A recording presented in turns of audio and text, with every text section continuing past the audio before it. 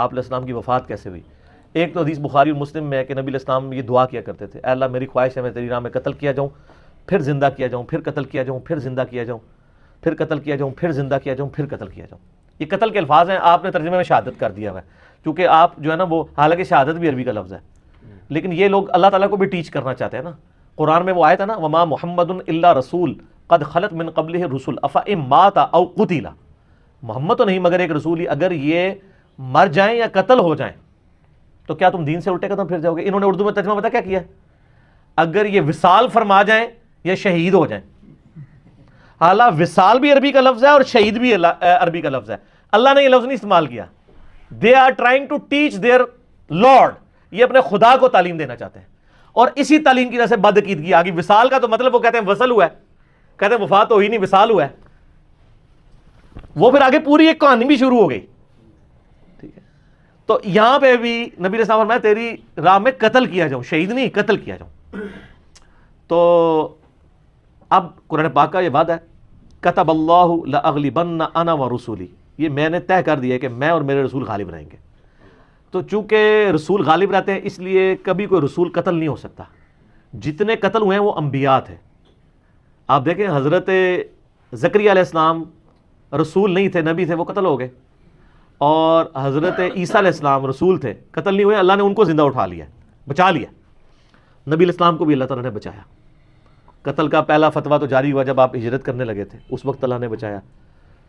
اس کے بعد جو بنو قینقاع نے آپ کو یعنی پتھر کے نیچے شہید کرنے کی کوشش کی، بنو قریظہ نے کوشش کی، سب ہر جگہ سے بچایا۔ حتیٰ کہ غزوہ خیبر کے موقع پہ صحیح بخاری میں آتا ہے کہ نبی علیہ السلام کی ایک یہودیہ نے دعوت کی تو آپ چلے گئے۔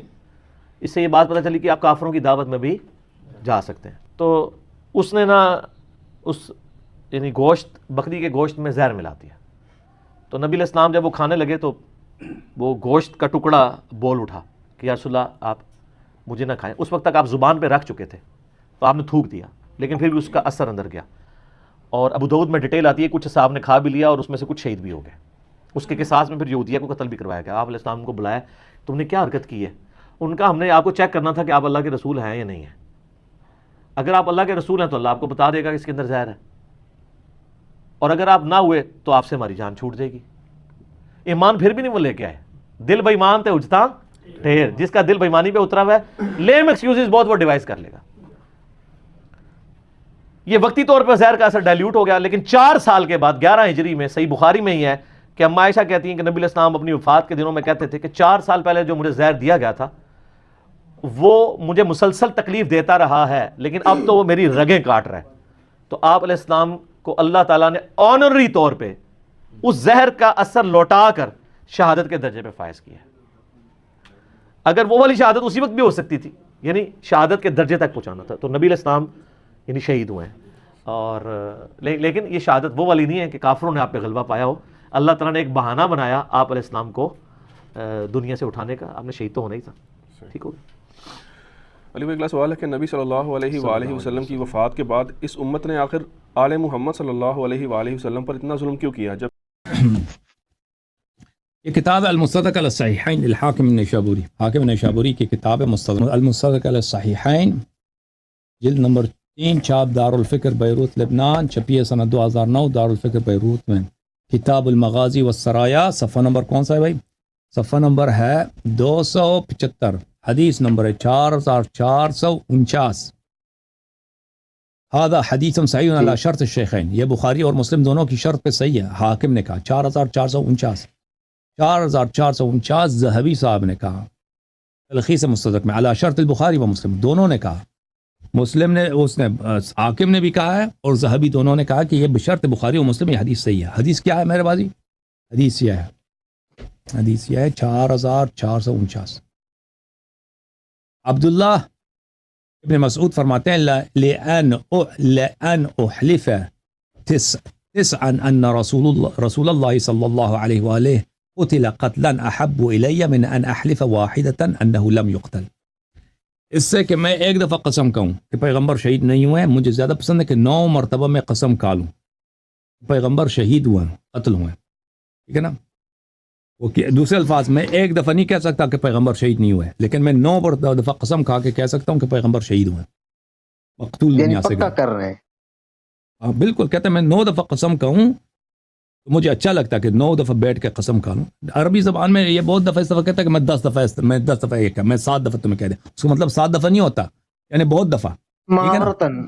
محاورتاً میں مثلا میں ایک آدمی سے بات کر رہا ہوں نا، میں نے ایک دفعہ 2 مرتبہ اس کو سمجھا دیا مسئلہ اس طرح، پھر میں اس کو کہا میں نے 10 دفعہ تجھے کہہ دیا بھائی، وہ ہوتا ہے یعنی میں بہت دفعہ کہہ دیا۔ مقصود ظاہر یہ لگتا ہے کہ وہ کہہ رہے ہیں کہ میں جتنا مرضی میں قسم آپ چاہتے ہیں میں قسم کھاتا ہوں کہ پیغمبر شہید ہوئے ہیں، اور میں ایک دفعہ بھی قسم نہیں کہوں گا کہ وہ شہید نہیں ہوئے۔ لأن أحلف تسعا أن رسول الله صلى الله عليه وسلم قتل قتلا أحب إلي من أن أحلف واحدة أنه لم يقتل، ایک دفعہ لم يقتل۔ عبداللہ بن مسعود کہہ رہے ہیں، عبداللہ بن مسعود، عبداللہ بن مسعود وعبداللہ بن مسعود کہہ رہے ہیں وذلك ان اللہ اتخذه نبیا واتخذه شہیدا، اللہ تعالیٰ نے ان کو نبی بھی بنایا، اللہ تعالیٰ نے ان کو شہید بھی شہادت بھی دیا۔ هذا حدیث صحیح علی شرط الشیخین، یہ حدیث صحیح ہے۔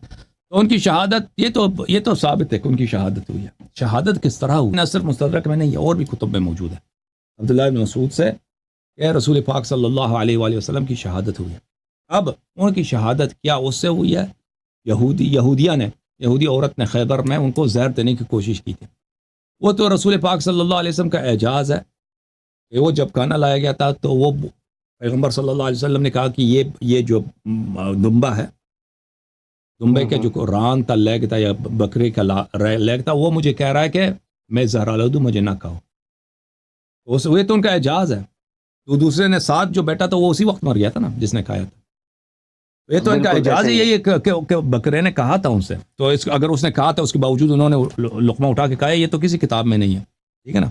اور یہ کہ آپ فرما رہے ہیں کہ آپ کو سنایا جاتا ہے کہ وہ اسی زہر کے اثر سے مر گئے، آپ صحیح کہہ رہے ہیں، یہ بات کہا جاتا ہے۔ کہتے ہیں لقمہ منہ میں رکھا تھا، ہاں وہ یہ لوگ کہتے ہیں، کھایا نہیں کہتے ہیں یہ، لیکن حدیث کوئی نہیں ہے، حدیث کوئی نہیں کہ اسی زہر سے وہ مرے تھے، ٹھیک ہے نا؟ ابھی آپ زہر اگر کوئی شخص زہر کھا بھی لے نا، یا تو اسی وقت مر جاتا ہے یا بیمار ہو جاتا ہے، پھر اس طرح نہیں کہ وہ چلتا پھر رہا ہے، ٹھیک ہے، صحیح، وہ جنگیں کر رہا ہے، سفر کر رہا ہے، حج پہ جا رہا ہے، فتح مکہ کر رہا ہے، ٹھیک ہے نا؟ تو بات ایسے ہی ہے۔ حدیث کوئی نہیں ہے۔ اگر کوئی حدیث ہوتی ہے کہ بھائی انہوں نے خود کہا ہو میں اسی اثر سے مر رہا ہوں، تو پھر تو بات ہے نا، بات ہے۔ یہ تو صرف علماء کے نظریات ہیں، ان کو کیونکہ جنگ میں وہ شہید نہیں ہوئے، مدینے میں اور یا وہاں پہ یہودی وغیرہ تو طے نہیں، ان کا صفایا ہو چکا تھا کہ انہوں نے زہر دیا، تو پھر کس نے زہر دیا؟ پھر کس نے زہر؟ تو ان کو جب کچھ نہیں ملا، یہ ان کا استنباط ہے، ان کا اجتہاد ہے کہ اس خیبر والی زہر سے وہ مرے، یہ کوئی حدیث نہیں ہے، ٹھیک ہے نا؟ یہ کوئی حدیث نہیں ہے، یہ علماء کی باتیں۔ لیکن اہل بیت علیہم الصلوۃ والسلام کی جانب سے یہ روایت بہت ہیں، ان کے ازواج نے زہر دیا تھا، ان کے ازواج نے زہر دیا تھا۔ ایک آپ کی ویڈیو میں نے دیکھی تھی، اس میں آپ نے عائشہ کی ایک جو نان سینسیکل بخاری کی تھی، نان سینس مطلب کیا کہوں، انگریزی میں کہوں، اردو میں کہوں، سینس نہیں بن رہا تھا اس حدیث کا کہ سب کو دوا کھلا دو۔ وہ کون سی حدیث؟ وہ میں آپ کو دکھا دیتا ہوں، حدیث نمبر اس کا بتائیں۔ میں آپ کو دکھا دیتا ہوں، بلکہ حدیث نمبر بھی دکھا دیتا ہوں۔ بخاری میں حدیث نمبر ہے وہ، اللہ آپ کا بھلا کرے، 4458 اور 5712، دو مقامات پر ہے، 4458 اور 5712۔ اچھا، وہ حدیث میں ایک دکھاتا ہوں، دونوں کی ضرورت نہیں ہے، پھر آپ خود دیکھ لینا۔ یہ کتاب ہے، ٹھیک ہے، بخاری شابدار احیاء التراث العربی، یہ کتاب چھپی ہے سنہ 2012 میں، بلکہ 2001 میں بیروت لبنان میں۔ حدیث یہ ہے 4458۔ عائشہ کہتی ہیں لددناہ فی مرضہ، جب نبی صلی اللہ علیہ وسلم بیمار ہیں تو ہم نے ان کے منہ، لدود بولتے ہیں مریض بیمار کے منہ میں دوائی ڈالنا، ہم نے ان کے منہ میں دوائی ڈالی۔ فجعل یشیر الینا ان لا تلدونی، تو انہوں نے اشارہ کیا، یعنی شدید بیمار تھے، شاید بول نہیں سکتے تھے، صلی اللہ علیہ وسلم اشارہ کیا کہ مجھے دوائی نہ کھلاؤ، میرے منہ میں نہ ڈالا کرو، فقلنا کراہیت المریض للدواء فلم، تو ہم نے کہا کہ یہ بیمار ایسے ہوتے ہیں کہ ان کو دوا مزہ نہیں اچھا نہیں لگتا، کھٹا ہے وغیرہ، تو اس لیے ہم نے ان کو زبردستی کھلا دیا. اچھا یہ بچے کے لیے ہو سکتا ہے، سردار انبیاء کے لیے نہیں ہو سکتا. ایک آدمی ہے 63 سال عمر ہے، پوری دنیا کا وہ لیڈر ہے، آخری لیڈر ہے بھائی اللہ کی جانب سے. نہیں، اشارے سے منع بھی کر رہا ہے، اشارے سے منع بھی کر رہا ہے، اور نبی ہے، اور نبی ہے، اس کا ہر حکم واجب ہے اطاعت کرو، اس کے باوجود اس کے منہ میں زبردستی ڈال رہے ہیں. اچھا تو فرما رہے ہیں کہ ہم نے کہا کہ وہ ایسے بیمار کو جو وہ دوا کٹی لگ رہی ہے، تلخ لگ رہی ہے. فلما افاق قال الم انهكم ان تلدوني، جب وہ ان کی حالت بہتر ہو گئی ہے تو انہوں نے کہا تو میں نے تمہیں نہیں کہا کہ مجھے دوائی نہ کھلاؤ زبردستی. قلنا کراہیت المریض للدواء، ہم نے کہا کہ آپ بیمار تھے، بیمار اسی طرح ہوتے ہیں ان کو دوا جو ہے اچھی نہیں لگتی، دوا کا مزہ وغیرہ سخت ہوتا ہے. فقال لا يبقى احد في البيت الا لد وانا انظر الى العباس فانه لم يشهدكم. تو انہوں نے کہا کہ گھر میں سب کو دوائی کھلاؤ. اب یہ بڑا عجیب ہے، ٹھیک ہے نا، اور عباس کو نہ کھلاؤ کہ انہوں نے وہ آپ کے ساتھ نہیں تھا. عباس یعنی اس معاملے میں شریک نہیں تھا. عباس کو نہ کھلاؤ. عباس شاید بعد میں آئے ہیں، عباس ان کے ساتھ نہیں تھا نا، میں نے دیکھا عباس آپ کے ساتھ نہیں تھا. عباس کو نہ دکھا کھلاؤ، دوسرے خود اس میں سے کھا لو. یہ بڑا عجیب ہے کہ کیوں اگر وہ دوائی ہی ہے، بیمار ایسی بات کیوں کہتا ہے؟ اگر بچہ چھوٹا بچہ ضد کرے کہ یہ کٹا ہے بھائی، کڑوا ہے، سب کو کھلا دو تاکہ ضد پوری ہو جائے نا. بچے ہوتے ہیں، اگر آپ ایک بچے کو مثلا وہ کٹی دوائی کھلاتے ہیں تو وہ کہتے ہیں دوسرے کو بھی کھلاؤ، یہ ہو سکتا ہے. لیکن ایک بڑے آدمی کے لیے یہ اس کا فائدہ کیا ہے؟ یہ بہت یہ عجیب ہے، اس طرح نہیں ہو سکتا. اس اسٹوری میں کٹنگ ہے. اگر وہ زہر تھا تو نبی صلی اللہ علیہ وسلم نے ان سے کہا کہ جیسے تم نے مجھے کہا تم خود بھی اس میں سے کھا لو نا. سینس تو یہ کرتا ہے. اچھا یہ کتنے عرصے بعد پھر انتقال ہوا ہے؟ پھر وہ حدیث میں نہیں کتنے عرصے بعد انتقال ہوا ہے، لیکن وہ اسی بیماری میں تھے، آخری بیماری میں، کہ جس کے بعد ان کے انتقال ہو گیا. ایک دن، 2 دن، 3 دن. آپ کی کتب ابھی میں اپنے کتب دکھاؤں گا، میں اپنے کتب ابھی دکھاؤں گا. تو اس روایت میں نہیں ہے کہ کتنے دن بعد، شاید 1 دن پہلے، 2 3 4 دن پہلے. دوائی کا اثر مختلف ہوتا ہے نا انسانوں پر. اور اگر یہ جو عائشہ نے کہ زبردستی ان کو کھلایا ہے، اگر یہ زہر ہے تو میک سینس کرتا ہے کہ نبی صلی اللہ علیہ وسلم منع کریں کہ مجھے نہ کھلاؤ، کیونکہ دوائی ہے نہیں. اگر دوائی ہے تو وہ کیسے مخالف ہو سکتے ہیں دوائی کے؟ اور اگر یہ زہر ہے تو میک سینس کرتا ہے کہ وہ کہتا ہے تم خود سب کو کھلاؤ. جو لوگوں نے ان کو زبردستی کھلایا نا ان کو بھی کھلایا جائے زبردستی. ہاں سارے مرو. ہاں تاکہ اگر تم واقعا کہتے ہو دوائی تو تم خود بھی کھا لو نا اس میں سے. عباس کو نہ کھلاؤ، عباس تمہارے منصوبے میں شریک نہیں ہے، تبھی میک سینس کرتا ہے. اچھا وَإِلَّا یہ دوائی ہو، انہوں نے یہ میک سینس ہی نہیں کرتا، یعنی اس کی کوئی مطلب ہی نہیں بنتا. اچھا اب یہ جہاں تک اس بات کا تعلق ہے کہ رسول پاک صلی اللہ علیہ وآلہ وسلم کو زبردستی دوائی کھلائی گئی ہے، تو میں آپ کی خدمت میں کچھ حدیث آپ کی خدمت میں پیش کروں شیخ کتب سے.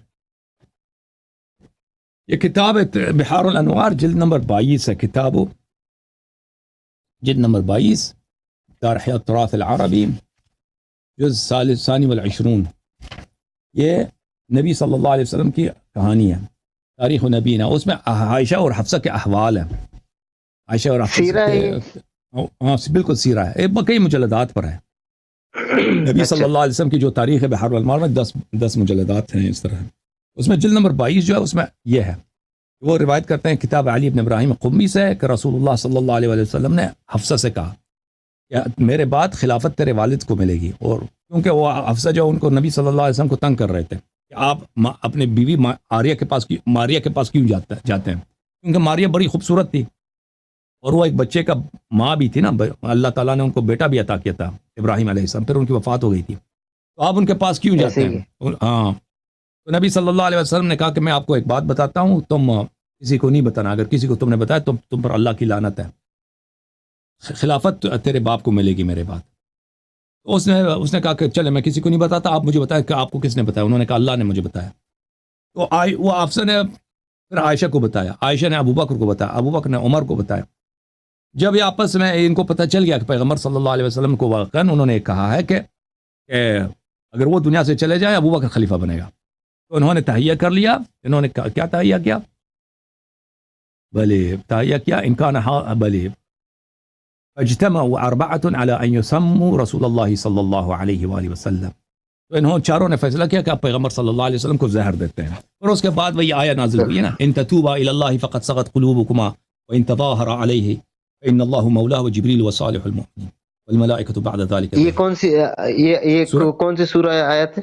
سورہ تحریم ہے آیت نمبر 5 یا 6 کہ تم دونوں عورتوں کی یعنی عائشہ حفصہ کی تمہاری دل ٹیڑھی ہے اور رسول پاک صلی اللہ